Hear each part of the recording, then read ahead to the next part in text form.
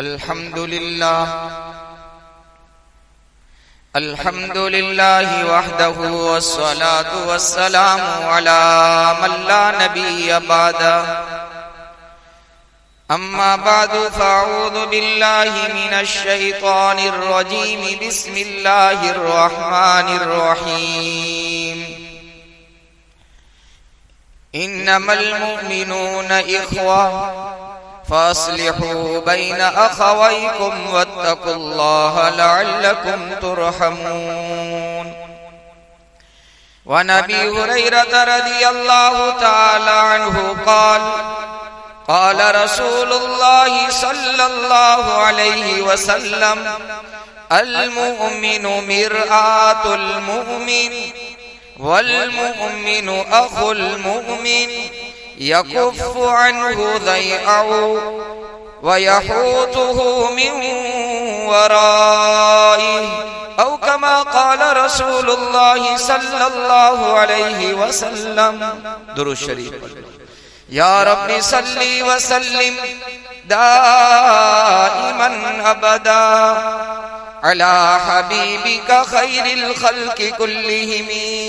काबिल एहतराम हज़रात, सामीन किराम, बुजुर्गों, अजीजों, दीनी भाइयों, इस वक्त दुनिया में हर समाज अपने समाज के लिए, हर सोसाइटी अपनी सोसाइटी के लिए इस्लाह और सुधार चाहती है, बल्कि हर बाप और हर माँ अपनी औलाद के सुधार की कोशिश करता है और करनी चाहिए।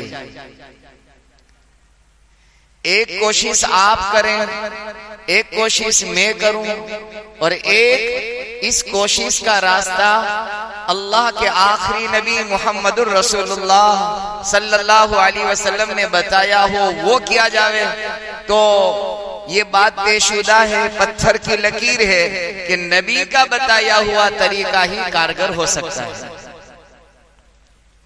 इसलिए कि आप दुनिया में इस्लाह के लिए भेजे गए थे, इंसानियत के सुधार के लिए भेजे गए थे, और आपने यानी नबी करीम सल्लल्लाहु अलैहि वसल्लम ने समाज का जो सुधार करके बताया, समाज की इस्लाह करके बताई, आदम अलैहिस्सलाम से लेकर आज तक और आज से लेकर सुबह कयामत तक उसका कोई एग्जाम्पल, उसकी मिसाल, उसकी नजीर दुनिया पेश नहीं कर सकती।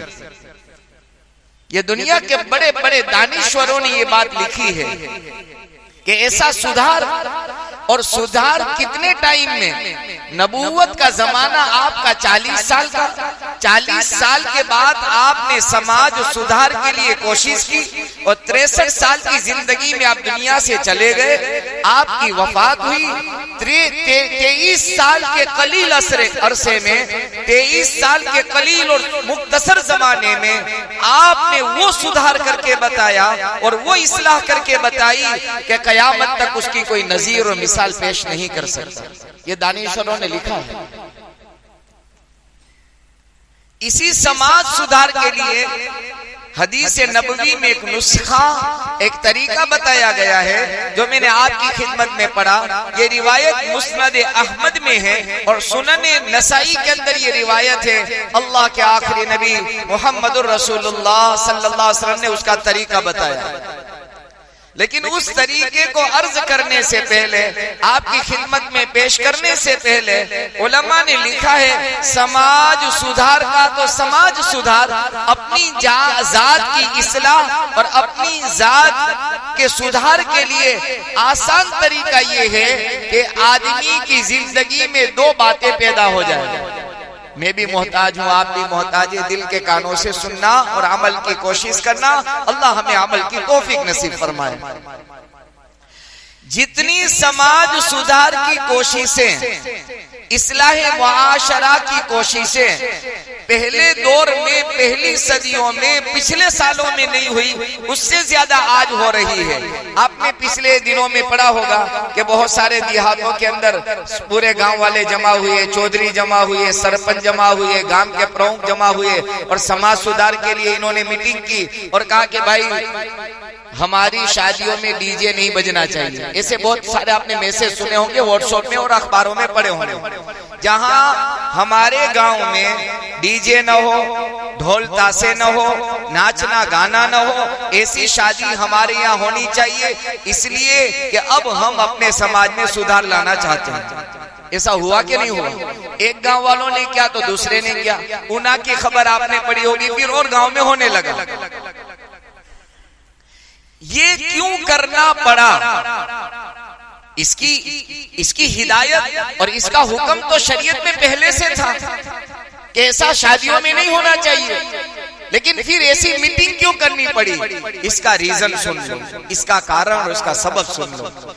जब तक मुआशरे और समाज और सोसाइटी के अंदर दो बातें, और आपकी जिंदगी में और मेरी जिंदगी में, हर बड़े में हर छोटे में, हर अमीर में हर गरीब में, हर पढ़े लिखे में हर अनपढ़ में, हर देहात के रहने वाले और शहर में बसने वाले की जिंदगी में ये दो बातें पैदा नहीं होगी, सुबह कयामत तक आपकी और मेरी और हमारे समाज, हमारी सोसाइटी और हमारे मुआशरे की इस्लाह और सुधार सुबह कयामत तक नहीं हो सकता।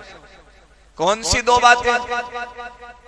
जितनी कोशिश की जाती है मामला उसका उल्टा होता चला जाता है। कहा जाता है ऐसा ना करो, तो समाज और सोसाइटी में दो चार सरफिरे ऐसे खड़े होते हैं कि नहीं ये तो हम करेंगे। क्या दो बातें हैं? हमारी जिंदगियों से खौफे खुदा निकला है, पहला रीजन।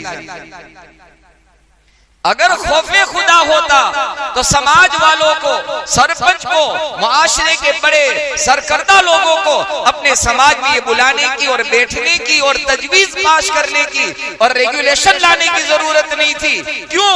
इसलिए कि समाज का हर बड़ा छोटा, अमीर गरीब, पढ़ा लिखा अनपढ़ था। जब खौफे खुदा होता है तो फिर वो करने के लिए काम तैयार नहीं होता। एक कमी आपकी जिंदगी में, मेरी जिंदगी में खौफे खुदा निकल गया। दूसरी कमी ये कब होता है पता है? दूसरी कमी ये है कि हमारी और आपकी जिंदगियों से आखिरत का फिक्र उकबा, आखिरत का फिक्र खत्म हो चुका है। आप देख लो, आप अपनी जिंदगी का जायजा लो, मैं अपनी जिंदगी का जायजा लूं कि सुबह से शाम तक कभी मुझे ये फिक्र सवार हुआ कि आखिरत में मेरा क्या होगा, आखिरत में मैं किस तरह से अपने रब, अपने खालिक, अपने मालिक के सामने मैं कैसे खड़ा हो सकता हूँ और मैं कैसे जवाब दे सकता हूँ और मेरा क्या हाल बनेगा आखिरत के अंदर। शायद इस सबक को हम भूल गए। फिक्र उकबा की कर आज ही बेखबर, आखिरत की फिक्र कर, शायर कहता है। फिक्र उकबा की कर आज ही बेखबर, कल न कर कल के कल का भरोसा नहीं, कल न आई कभी और न आएगी कल, कल तो क्या एक पल का भरोसा नहीं। बड़ी प्यारी बात कही किसी शायर ने। फिक्र उकबा, आखिरत की फिक्र के लिए हमारी सुबह तो आखिरत की फिक्रों के साथ होनी चाहिए थी, लेकिन नहीं हो रही, नहीं हो रही। इसकी सबसे बुनियादी और बड़ी मिसाल और बड़ा सबूत और बड़ी गवाही उसकी ये है कि अगर आखिरत के फिक्र के साथ हमारी सुबह होती तो जैसे जुमा की नमाज में मस्जिदों में मजमा है, ऐसे ही फजर की नमाज में मजमा हो जाता। हम अपने अमल, अपने प्रैक्टिकल जिंदगी से ये बता रहे हैं कि मेरी और आपकी सुबह फिक्र आखिरत के साथ नहीं हो रही। अब उसके लिए क्या करना चाहिए? तो वो हदीस मैंने आपके सामने सुनने अबू दाऊद की और सुनन नसाई की पढ़ी है। नबी करीम सल्लल्लाहु अलैहि वसल्लम फरमाते हैं, इन अल मुमिनु मिरआतुल मुमिन, के मोमिन दूसरे मोमिन के लिए, ईमान वाला दूसरे ईमान वाले के लिए आईने की तरह है। शीशा होता है ना, शीशा, आईने की तरह। चार बातें ध्यान से सुनना जो हदीस पाक में बयान फरमाई। अल मोमिनु मिर्रातुल मोमिन, एक ईमान वाला दूसरे ईमान वाले के लिए आईने की तरह है। दूसरे जुमले में फरमाया वल मोमिनु अखुल मोमिन, एक मोमिन दूसरे मोमिन का भाई है। यकुफ़ु अन्हु दय्यहु, इसके ईमान वाले की शान प्यारे नबी मुहम्मदुर रसूलुल्लाह सल्लल्लाहु अलैहि वसल्लम ने बयान फरमाई। यकुफ़ु अन्हु शर्रहु, कि ये ईमान वाले की शान ये है कि उसकी लाइफ, उसकी जिंदगी, उसके बोल, उसके हलन चलन, उसके रहन सहन, उसकी जिंदगी के किसी भी शोबे से किसी ईमान वाले को तकलीफ न हो, उसकी बुराई से ईमान वाला महफूज हो जावे, सेव हो जावे। ये तो ईमान वाले की शान है। शान मेरे महबूब सल्लल्लाहु अलैहि वसल्लम ने बयान किया। यकुफ़ु अन्हु दय्यहु व यहूतुहु मिन वराई, ईमान वाले की शान तो ये है कि उससे दूसरे ईमान वाले की इज्जत, उसकी आबरू, उसकी जान, उसका माल महफूज हो जावे। उसके गायबाना मेरे पड़ोस में मेरा ईमान वाला भाई घर पे मौजूद नहीं है, आपकी और मेरी जिम्मेदारी ये बनती है कि उसके घर की, उसके घर वालों की, उसकी इज्जत की, उसकी आबरू की, उसकी जान और माल की हिफाजत के हम जिम्मेदार हैं। ये फरमाया मुहम्मदुर रसूलुल्लाह सल्लल्लाहु अलैहि वसल्लम, हम जिम्मेदार हैं। ऐसा होता है, बल्कि आज मेरे पड़ोसी, मेरा पड़ोसी पनाह मांगता है, पनाह, तौबा पुकारता है, तौबा पुकारता है। ये हमारी शान नहीं है। हमारी शान तो ये थी सैयदना अब्दुल्लाह इब्न मुबारक रहमतुल्लाह अलैह के जमाने में कोई यहूदी अपना मकान अब्दुल्लाह इब्न मुबारक रहमतुल्लाह अलैह के पड़ोस में बेचना चाह रहा है, सेल करना चाह रहा है। मकान की कीमत 1 लाख रुपए है। मार्केट में सेल के लिए, बेचने के लिए, फरोख्त करने के लिए ये यहूदी मार्केट में शो करता है, दलालों को कहता है कि मेरा मकान बेचना है। लेने वाले आते हैं, कीमत मालूम करते हैं। यहूदी कहता है मेरे मकान की कीमत 2 लाख लेनी है। सब कहते हैं तेरा सर फिरा है, लाख का मकान 2 लाख में कोई नहीं आएगा। मार्केट वैल्यू से डबल लेना चाहता है। वो यहूदी कहता है तुम्हें पता नहीं, मैं मकान की कीमत 2 लाख इसलिए ले रहा हूँ, मेरे मकान की कीमत हकीकत में तो 1 ही लाख है, लेकिन 1 लाख रुपये मेरे पड़ोस में रहने वाले सैयदना अब्दुल्लाह इब्न मुबारक के पड़ोस का मैं ले रहा हूँ। अब्दुल्लाह इब्न मुबारक का हाल ये था कि इसका पड़ोसी कभी भूखा रात में नहीं सोता था। 1 लाख रुपये पड़ोसी के हैं। ऐसा पड़ोस पूरे इस शहर के अंदर, इस करिया, इस गांव के अंदर अब्दुल्लाह इब्न मुबारक जैसा नहीं मिल सकता। इसके 1 लाख रुपये। और आज मेरा और आपका हाल क्या है कि मेरा पड़ोसी लाख रुपए का मकान तंग आकर के 75,000 में बेच के चला जाता है। 25,000 भले कमाए, इस पड़ोस में रहने जैसा नहीं। बहरहाल हदीस पाक में बयान फरमाया कि एक मोमिन दूसरे मोमिन के लिए आईना है। क्या मतलब? शुर्राए हदीस ने उसकी तफसील बयान की। 3 खुसूसियत और 3 कमाल अल्लाह ने आईने में रखे हैं। बड़े कमाल रखे आईने में। 3 खास बातें रखी है आईने में। पहली खास बात आईने की ये है कि जितना आईना साफ सुथरा बेदाग होता है, हर आदमी का वो दिल अजीज होता है, हर एक इसको पसंद करता है। आईने में अगर धब्बे लग जाए, दाग लग जाए, तो घर की मस्तूरात और खातून भी ये कहती है कि आईना बदल दो, इसलिए कि इसमें अच्छा कुछ नजर नहीं आता। देखने जाते हैं तो चेहरे में दाग आईने में है, नजर हमारे चेहरे पर आते हैं, साफ नहीं है, बेदाग होना चाहिए। आकाए दो जहां मोहम्मदुर रसूलुल्लाह सल्लल्लाहु अलैहि वसल्लम ने इशारा फरमाया, बताया और समझाया। शुर्राए हदीस ने लिखा, ए ईमान वाले, तेरे दिल का आईना भी बड़ा साफ और शफाफ कर ले। दिल में बड़े दाग लगे हैं। किसके लिए लगे हैं? तेरे दिल में तेरे ईमान वाले भाई के लिए दाग लगे हैं। कौन सा दाग लगा है? हसद की आग में तू अपने भाई के लिए जल रहा है। अदावत और दुश्मनियों की आग तेरे सीने में अपने ईमान वाले भाई के लिए भड़क रही है। बदला लेने की भावना और जज्बात तेरे सीने के अंदर उबल रहे हैं। बदला लूं, किससे लूं?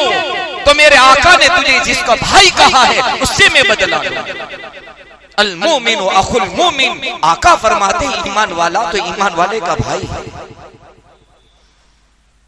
का जितना सीना कीने से पाक हो, सीना बेकीना होना चाहिए। कीना न हो, कपट न हो, हसद न हो, बुग़्ज़ न हो, अदावतें न हो, दुश्मनियां न हो। नापाक जज्बात हमारे सीनों में अपने ईमान वाले भाई, ईमान वाला तो ईमान वाला इंसानियत के लिए नहीं होना चाहिए। ये जाए कि तो मुसलमान है, नबी का उम्मती है, आका का गुलाम है। किसके साथ कीना रख रहा है? किसके साथ हसद कर रहा है? उसके साथ कर रहा है जब अजान होती है एक ही सब में तेरे पड़ोस में खड़े रहने वाले के साथ तेरा कीना और हसद पड़ा है। और इसी कीने के साथ तुझे पता नहीं कि कहीं ऐसा ना हो जब मौत आए तेरे पड़ोस में उसकी कब्र बनाई जाए। इसलिए फरमाया कि बेदाग जो आईना होता है, ईमान वाले का सीना भी बेदाग होना चाहिए, बेदाग होना चाहिए। अगर है अल्लाह का शुक्र अदा करना, नहीं है तो इस दाग को धुलने की कोशिश करना। इसलिए कि कुरान ने ये कहा है यौम ला यनफउ मालुन वला बनून, यौम ला यनफउ मालुन वला बनून इल्ला मन अतल्लाह बिक़ल्बिन सलीम। रोज़े क़यामत आपको और मुझको, सारे ईमान वालों को उसका माल और उसकी औलाद ला यनफा, उसे कोई नफा नहीं देगी। हाँ, क़यामत के मैदान में नफे वाला वो होगा इल्ला मन अतल्लाह बिक़ल्बिन सलीम। साफ सुथरा बेदाग दिल लेकर जो रोज़े क़यामत अल्लाह के दरबार में खड़ा होगा, ये उसे नफा देगा।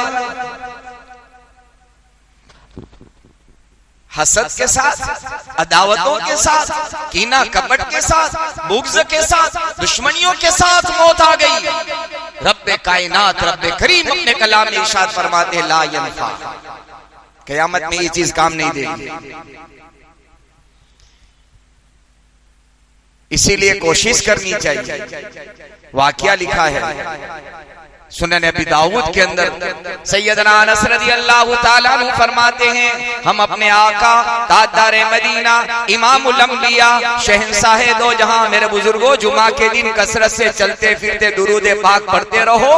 कोई दिन जुमा ऐसा अल्लाह नसीब कर दे, सुबह से आप पढ़ते हो, शाम होने से पहले मेरी और आपकी जुमा के दिन अल्लाह मौत अता फरमा दे, मैं मेरे आका को कह दूं सुबह से मैं आपको तोहफा भेज रहा था, सुबह से मैं आपकी याद कर रहा था, शाम होते होते आपका दीदार हो गया। जुमा के दिन भी मोहम्मद रसूलुल्लाह सल्लल्लाहु अलैहि वसल्लम मेरे महबूब फरमाते हैं, अबू दाऊद की रिवायत है, अल्लाह के हबीब फरमाते हैं जुमा के दिन मुझ पर कसरत से दुरूद पढ़ो। आप न हुक्म न देते तब भी मेरी और आपकी जिम्मेदारी थी, हक था, हक कि हम दुरूद पाक पढ़ते। आका तो फरमाते हैं दुरूद पाक पढ़ो, जुमा के दिन कसरत से पढ़ो, ज्यादा से ज्यादा पढ़ो। उलमा ने कसरत की मिकदार लिखी है, कम से कम 300 मर्तबा सुबह से लेकर मगरिब से पहले हमारा दुरूद पाक का नजराना और तोहफा आका की खिदमत में पहुंचना चाहिए। नियत करते हो इंशाअल्लाह सल्लल्लाहु अलैहि वसल्लम। क्या बिगड़ जाएगा आपका, क्या मेहनत लगेगी, कुछ नहीं लगेगी। लेकिन ये तो मोहब्बत की बातें हैं। जिनके दिल में जिसकी मोहब्बत होती है वो इसका चर्चा करता है, उसका नाम लेता है, उसका तज़किरा करता है। अगर आप नहीं करते तो ये कान खोलकर सुन लो, चाहे आप हो चाहे मैं हूं, मेरी और आपकी मोहब्बत का दावा झूठा है, झूठा दावा है। जुमा का दिन आए। इसलिए बाज़े उलमा ने तो ये लिखा है कि जुमेरात का सूरज जब गुरूब हो जावे, बंदे को पता चल जाना चाहिए कि जुमा का दिन शुरू हो गया। दुरूद पाक से इसकी जुमा की रात शुरू हो जाए, दुरूद पाक से जुमा का दिन शुरू हो जाए। उसका न रात में हमारा दुरूद पाक, न दिन में हमारा दुरूद पाक, और हमारी जुबान का दावा और नारा मोहब्बत का आलम लेकर हम घूम रहे हैं कि हम आशिकाने रसूल और मुहिब रसूल हैं। जिससे दोस्ती होती है, मोहब्बत होती है, प्यार होता है, मैं कसम खाकर कहता हूं सुबह सबसे पहले वो इसको याद करता है। लेकिन हम याद नहीं करते तो मोहब्बत का दावा झूठा है। बहरहाल मैं अर्ज ये कर रहा था, सैयदना अनस रज़ियल्लाहु ताला अन्हु फरमाते हैं मेरे महबूब की खिदमत में सहाबा का मजमा जमा था। अल्लाह के हबीब ने फरमाया कि जन्नती आदमी देखना चाहते हो, अभी मस्जिद के अंदर दाखिल होने वाला है, अभी जो आदमी आएगा वो जन्नती है। बजरिया है वही के जरिए से अल्लाह ने खबर दे दी थी कि आने वाला जन्नती है। इसलिए प्यारे आका मुहम्मदुर रसूलुल्लाह सल्लल्लाहु अलैहि वसल्लम ने अपनी हयात मुबारका, अपनी जिंदगी के अंदर 10 सहाबा के लिए, जिसको अशराए मुबश्शरा कहते हैं, के बारे में फरमाया ये भी जन्नती, ये भी जन्नती, ये भी जन्नती। हजरत अनस रज़ियल्लाहु ताला अन्हु फरमाते हैं बस आपने इरशाद फरमाया थोड़ी देर हुई तो एक सहाबी रज़ियल्लाहु ताला अन्हु बावुजू चेहरे से वुजू का पानी टपक रहा था, बाएं हाथ में, उल्टे हाथ में, लेफ्ट हाथ के अंदर आपके जूते मुबारक थे, जूते लेकर मस्जिद में दाखिल हुए। हमको रश्क होने लगा, शौक होने लगा, अल्लाह ये जन्नती है, किसको न हो। आका की जुबान से निकल गया जन्नती, बात खत्म। दूसरा दिन हुआ, फिर जमाते हम मेरे महबूब की खिदमत में, आपने फरमाया अभी जो आने वाला है वो जन्नती है। दूसरे दिन भी वही साहबी आए। तीसरा दिन हुआ, आपने फरमाया वही साहबी तशरीफ लाए। सैयदना अब्दुल्लाह इब्न आमर इब्न आस रज़ियल्लाहु ताला अन्हुमा फरमाते हैं मेरे दिल में शौक, मेरे दिल में जज्बा हुआ, मेरे दिल में दाइया पैदा हुआ कि वो अमल मैं भी कर लूं कि मेरे महबूब की जुबान से मुझे भी पता चल जाए कि कौन जन्नती है। कहा कि तीसरे दिन में उस सहाबी के पीछे पीछे चल पड़ा। बाज़ी रिवायतों से पता चलता है कि वो सहाबी साद बिन अबी वक्कास रज़ियल्लाहु ताला अन्हु थे। साद बिन अबी वक्कास।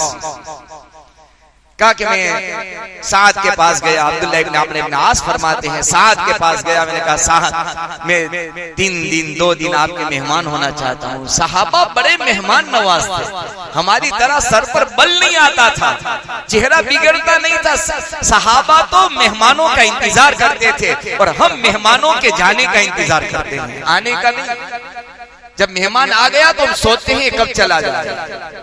इसलिए उलमा ने लिखा है कि मेहमान की रोजी पहले आती है, मेहमान बाद में घर पे आता है। इसलिए ये मत समझना कि मेहमान ने आपका खाया है, मेहमान की रोजी अल्लाह ने पहले आपके घर पहुंचाई। हाँ, इतना जरूर है कि जब खाना खाकर जाता है तो अल्लाह मेहमान जिसके घर खाना खाया है उसके गुनाह को अल्लाह माफ कर देते हैं। इसीलिए मेरे आका मोहम्मदुर रसूलुल्लाह सल्लल्लाहु अलैहि वसल्लम पर पहली वही गारे हिरा में नाजिल हुई। आपको ऐसा महसूस हुआ कि अब मेरी रूह निकल जाएगी, मेरी जान खत्म हो जाएगी, तो आपने सैयदा आयशा, सैयदा खदीजतुल कुबरा रज़ियल्लाहु ताला अन्हा से फरमाया ज़म्मिलूनी ज़म्मिलूनी, ए आयशा अब तो मुझे ऐसा हो रहा है कि अब मेरी रूह निकल जाएगी। आयशा सिद्दीका रज़ियल्लाहु ताला अन्हा ने मेरे नबी की खूबियां, मेरे नबी के औसाफ, मेरे नबी के कमालात गिनवाए। खूबियां गिनवा कर सैयदा खदीजतुल कुबरा रज़ियल्लाहु ताला अन्हा ने फरमाया कि आप तो बड़े मेहमान नवाज हैं, मेहमान नवाज हैं आप, और अल्लाह मेहमान नवाजों की इसी तरह जान खत्म नहीं करता। मेहमान नवाजी आपकी बड़ी खूबियां थी। बहरहाल फरमाते हैं मैं 3 दिन साद बिन अबी वक्कास रज़ियल्लाहु ताला अन्हु के घर मेहमान रहा। रात आई, पहली रात, तो मैंने सोचा, कहा कि अब्दुल्ला सो जाओ, तो हम सो गए। लेकिन अब्दुल्लाह इब्न अमर इब्न आस रज़ियल्लाहु ताला अन्हुमा फरमाते हैं कि मैं सोने की हैयत बनाई, मैंने कैफियत बनाई, सोने जैसा मैंने अपने आप को महसूस करवाया, लेकिन मैं सोया नहीं। मुझे देखना था रात में कौन सा अमल है कि जो जन्नती हो गए? तो कहा कि ये तो माशाअल्लाह बहुत इत्मीनान से पूरी रात सो गए। मैं जागता रहा, वो सोते रहे। रात में कभी साथ भी नबी वक्कास की आंख खुलती थी तो वो करवट बदल कर सुभान अल्लाह अल्हम्दुलिल्लाह अल्लाहु अकबर पढ़ते, फिर सो जाते। फजर की अजान, तहज्जुद में भी साथ नहीं उठे। मैंने सोचा तहज्जुद में उठेंगे, वो भी नहीं, सीधे फजर की अजान सैयदना बिलाल रज़ी अल्लाह ताला अन्हु ने दी, उठे, वुजू किया, मस्जिद में चले गए। मैं भी उसके साथ चला गया। दूसरी रात जागता रहा, वही हाल। तीसरी रात जागता रहा, वही हाल। कहा कि मुझसे मैं रह न पाया। मैंने कहा साहब एक बात पूछना चाहता हूँ, मेरे महबूब ने आपको जन्नती दुनिया में कहा है, आपका अमल क्या है? क्योंकि मेरे साथ मेरा कोई अब्दुल्ला मेरा कोई अमल नहीं है। रात को आपकी तरह मैं वुजू करके सो जाता हूँ। एक कोशिश ये करो, बावुजू सोने की आदत डालो, मुझे अल्लाह अमल की तौफीक नसीब फरमाए। साइंसदानों ने भी लिखा है, अगर आपको सुकून की नींद, चैन की नींद आपको लेनी है तो अपने चेहरे को, हाथ को फ्रेश होकर धोकर सोया करो। तो हम क्यों ना ऐसा करें? हाथ धोना है, चेहरा धोना है, मसा करो, पैर धो लो, वुजू हो गया, सुन्नत पर अमल हो गया। दुनिया का फायदा तो फायदा ही, आखिरत का फायदा मिलेगा। बहरहाल मैं अर्ज ये कर रहा था, कहा कि मैं बावुजू सो जाता हूँ और रात में आंख खुलती है, अल्लाह का जिक्र करता हूँ, फिर आंख लग जाती है, सुबह फजर में उठता हूँ, तुम्हारी तरह दिन में मैं काम करता हूँ, वापस आ जाता हूँ। लेकिन हो सकता है अब्दुल्ला एक खूबी मेरे महबूब की सोहबत में रहकर, मेरे महबूब की मजलिसों में बैठकर अल्लाह ने मेरी जिंदगी में ये पैदा कर दी है कि मेरा सीना अपने ईमान वाले भाई के बारे में पाक साफ बेदाग करके सोता हूं। हम सोते हैं, बल्कि हमारा तो रात में तज़किरा भी ये होता है, उसका क्या करना ने, उसका क्या हो गया ने, फिर हम सोते हैं। अगर यही गंदा सीना, दाग वाला सीना, हसद, बुग़्ज़, अदावत, कीना, कपट, दुश्मनी वाला सीना, यही नापाक सीना, दिल है ने, दिल वो अल्लाह के रहने की जगह है। अल्लाह कहीं नहीं समाते, ईमान वाले मोमिन के दिल में अल्लाह समाते हैं। ऐसे सीने में अल्लाह कहाँ आएंगे? ऐसे सीनों में अल्लाह की मोहब्बतें कहाँ आ सकती है? ऐसे सीनों में मोहम्मदुर रसूलुल्लाह का इश्क और आपकी मोहब्बत कहाँ आ सकती है? अल्लाह की मोहब्बत, अल्लाह के नबी का इश्क और मोहब्बत के लिए तो सीना पाक और बेदाग होना चाहिए। तो कहा कि हो सकता है अब्दुल्ला, मैं जब सोता हूं तो सीना पाक होता है, मेरा बेदाग होता है, किसी के बारे में कुछ मेरे सीने में नहीं होता है। तो एक आईने की खूबी ये है कि बेदाग होता है, हमारा सीना भी बेदाग हो। ये इशारा फरमाया, अल-मोमिनु मिरआतुल मोमिन, मोमिन दूसरे मोमिन के लिए आईना है। दूसरी बात ये फरमाई कि आईना है ना, आईना देखने वाले के साथ कोई गरज नहीं रखता, कोई गरज नहीं, कुछ बदल नहीं लेता, बेगरज होकर उसको अपना पिक्चर दिखाता है। इसीलिए हम इसी तरह हमें भी अपने ईमान वाले के साथ बेगरज होकर उनके साथ खेखाई भलाई का मामला करना चाहिए। चुनांचे करीब जमाने के अंदर कांदला में एक बहुत बड़े अल्लाह के वली गुजरे हैं, मुफ्ती मुजफ्फर हुसैन साहब कांदलवी नव्वरल्लाहु मरकदहु। ये हजरत जी मौलाना मोहम्मद इलियास साहब और मौलाना मोहम्मद याहया साहब के नाना के भाई थे। फरमाते हैं कि एक मर्तबा वो सफर में किसी देहात से गुजर रहे थे, बस्ती में जोहर की नमाज का वक्त हो गया, मस्जिद में गए तो देखा कि बिल्कुल 1 बज चुका है, कोई मस्जिद में नहीं है, अजान देने वाला कोई नहीं। तो इन्होंने अजान दी, इंतजार किया कोई नमाज के लिए आए, तो कोई नमाज के लिए नहीं आया।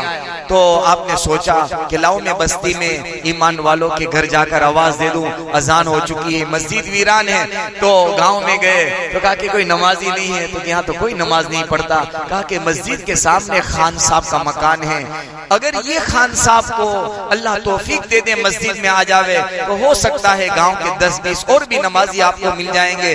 तो मुफ्ती मुजफ्फर हुसैन साहब नव्वरल्लाहु मरकदहू ने इरादा किया, चलो उसे खान साहब को नमाज के लिए बुलाऊं। घर गए तो नशे की हालत में मस्त थे। खान साहब से कहा, खान साहब मैं मुसाफिर हूँ, मस्जिद वीरान है, आओ नमाज के लिए। ताकि मैं नमाज के लिए नहीं आ सकता, मैं तो नापाकी की हालत में हूँ, नशे में मस्त हूँ और मुझे वुजू करते हुए वहशत होती है, बेचैनी होती है, मैं वुजू नहीं कर पाता हूँ। और माफ करना, मेरी दो बड़ी बुराइयां हैं, बड़े गुनाह है।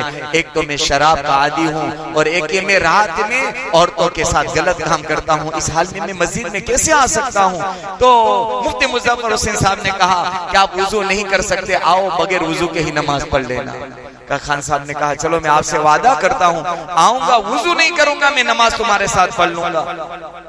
जब वो तशरीफ लाए, जोहर में तो इनके साथ नहीं आए, मुफ्ती साहब ने असर तक इंतजार किया। असर के वक्त जब इन्होंने, खान साहब ने इरादा किया कि मुझे नमाज के लिए जाना है, कहा कि आज पहला दिन है, चलो गुस्ल कर लो, पहला दिन है, गुस्ल कर लो। पाक साफ हुए, वुजू किया। जब मस्जिद में पहुंचे तो क्या देखते हैं कि मुफ्ती मुजफ्फर हुसैन साहब अल्लाह के सामने रो रहे हैं, धो रहे हैं, आंसू बहा रहे हैं, कह रहे हैं, अल्लाह तेरे इस बंदे के साथ मैंने तेरा पैगाम पहुंचाया है, बेगरज होकर पहुंचाया है, बात मैंने पहुंचाई है और तेरे बंदे को लाना तेरा काम है, बुलाना मेरा काम था, लाना तेरा काम है। अल्लाह तू उसे तौफीक दे दे, तेरे घर में आए।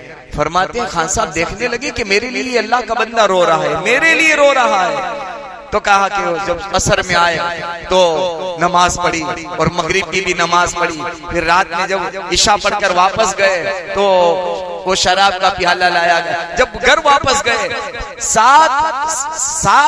कितने साल लिखे मैं भूल रहा हूँ, जब से शादी हुई थी अपनी बीवी को देखा नहीं था, पराई औरतों के साथ अपनी रातें गुजार रहे थे, बीवी को नहीं देखा था। ये पहली रात थी, सीधे कमरे में गए, बीवी का चेहरा देखा, मोहब्बत उभर आई, इनके साथ बहुत कनार किया, बीवी का सा मामला किया।